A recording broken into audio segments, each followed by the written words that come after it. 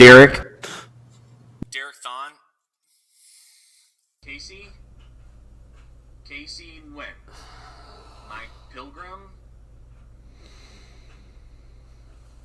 Anyone? Alright, if no one has any questions about this chapter, I'll move on to homework. I want you all to read the next 2 chapters, and then, just please at least look at the study questions. I want you guys to actually pass this class, so please just try to take this seriously, okay?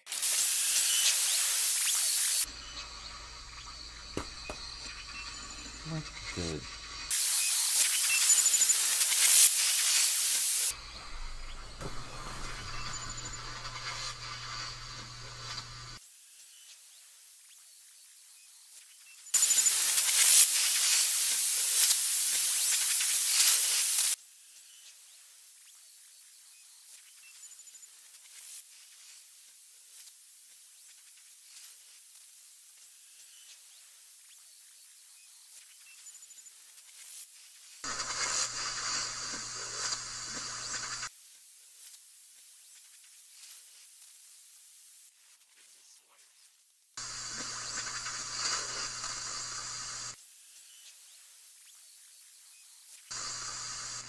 In this life, mysteries surround us. The world is absolutely insane in every conceivable way. But we still manage to make sense of it all. No matter the storm, drought, or political hellscape, humanity still perseveres through the insanity, going on to live quiet, peaceful lives, unaware of the horrors that lurk just outside their perception. How do they do it? Why, through stories, of course. Stories open up portals to new worlds, widening humanity's horizons, and allowing the earth to be invaded with humanity's demons. I should know, for I am the storyteller. Forgive the rather melodramatic speech. It's something of a occupational hazard within my line of work. I find it irresistible. But don't let that worry you too much. I have one job here, and one job only. And that is to tell you a story. And I'd suggest that you pay attention to this one, for it could be far more gripping than any fiery nightmares that you may have in your life.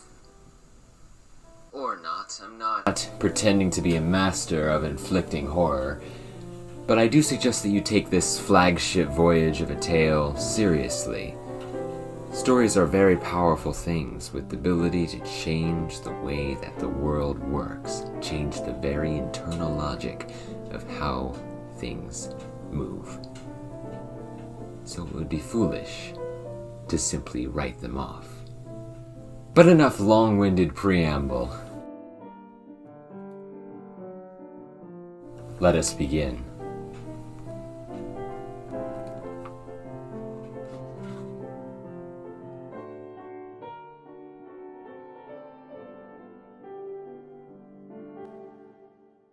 Lucy liked to be alone. Sure, the hustle and bustle of everyday life could be entertaining at times, but she much preferred being totally by herself whenever possible. Her parents were almost always home, and her small brother wasn't exactly the quietest human on Earth, so taking walks always seemed the best option. The forest behind her family's house was perfect. It was always quiet, and it was far enough away from the rest of civilization that Lucy could always have peace and quiet. Of course, it would have been perfect for her if she could shake the slight unease that she felt entering those woods. They were just too quiet, just a little too dark. Just a little too thick. However, it's not like her family was going anywhere anytime soon, and the woods weren't going to change on their own, so Lucy decided it was good enough, and that a healthy dose of exposure therapy would make her feel better. And this is how she found herself walking in the forest on this particular evening, taking in the wonderful sights. Because she already found the forest a little off-putting, she dismissed the feeling of something being off fairly early on. You're just being paranoid, she told herself. Nobody goes in these woods anyways. It's not like you're gonna find a dead body or something. And thus she pressed deeper into the forest, sealing her fate. It wasn't long after that Lucy noticed how dark it was. It was odd, she thought, that it had gotten dark so quickly. Sure, the days were shorter, but 4 o'clock in the afternoon? They weren't in Alaska. Then she took out her flashlight and thought nothing of it, venturing deeper into the forest. Though she wasn't expressly thinking it, Lucy was still very uneasy, and was considering turning back already when she noticed the utter silence. There were no birds chirping, no rustling of leaves, not even any wind blowing. Everything was completely, utterly still, and Lucy's flashlight was the only thing piercing the utter darkness. Lucy was just thinking of quickly making her way back when she heard something break the silence. A rustling coming from very far away, moving very quickly towards her. Lucy took this as a perfect opportunity to run. As she dashed through the wood, she could hear the rustling behind her getting closer and closer. It sounded big, but she didn't dare look back to check. No matter how fast she ran, the forest seemed to follow her, not getting any less thick or dark. Eventually, she was too tired to run. Not even adrenaline was keeping her going at this point. Over the sound of her own heavy breathing, Lucy noticed that the rustling had stopped. She looked behind her. Nothing. She turned her head all around. She was alone. Finally. She had just started to pat herself on the back and celebrate when she heard it. A soft rustle directly above her. She raised her head, screamed, and well, who am I to spoil that ending?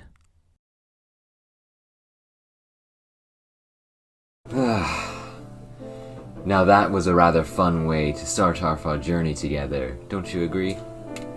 Now, I do hope that you will join me on my future broadcasts, citizens of Severine, because this is not just the end. There are many more voyages besides this flagship one, because of course, there are always more stories to tell.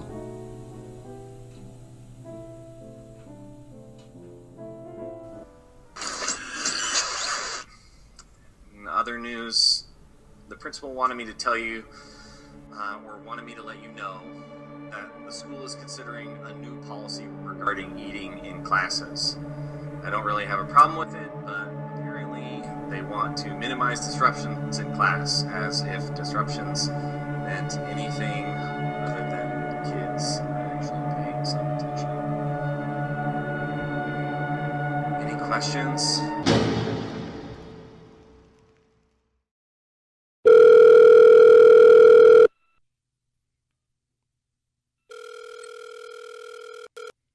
Hello? Mike, I need to ask you something. Look, man, I know I'm somewhat good with computers, but I'm not good enough to hack into a security camera, alright? So stop asking. What? No. It's not about that. Did anything happen to you today? Like, anything weird happen? Well, what do you mean? You know, like, while we were in class, maybe a weird broadcast interrupting your Zoom class or something, like on your computer? Oh, you mean like that guy. What did he do? What did he say again? He was like, ooh, I'm the storyteller. Yeah, that's been happening all over town. All over town?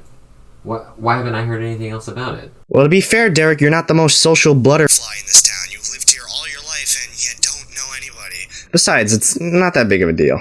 Isn't it, though? I mean, a broadcast with a weird, creepy host who tells ghost stories interrupts every single device in town, something that shouldn't even be possible, by the way, and no one even cares? No one's talking about it at all. Why is that? Look, I'm not so sure why you're so worked up about this. Was it weird? Yeah, but in about like a day or two, people are going to forget about it. Maybe it'll get uploaded to YouTube by someone who recorded it. Maybe it'll get some news coverage. Who knows? But until then, I would suggest not really worrying about it.